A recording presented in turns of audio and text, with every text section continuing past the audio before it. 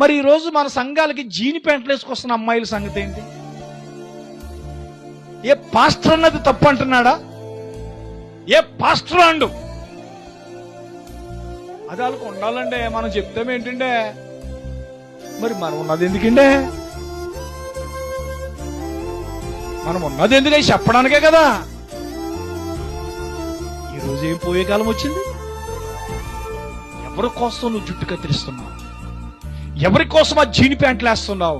ఎందుకు ఆ కనబడేటువంటి ఆ టైట్ టీషర్ట్లు వేసుకుని వెళ్తున్నావు రోడ్డు మీద? నువ్వు సరే, నువ్వు లోకంలో ఫ్యాషన్ కూడా లోకంలో ఫ్యాషన్, సంఘానికి కూడా అలాగే వచ్చేస్తున్నావు, చర్చికి కూడా అలాంటి డ్రెస్సులతో వచ్చేస్తున్నావు. ఏ పాస్టర్ దాని గురించి చెప్పలేకపోతున్నాడు?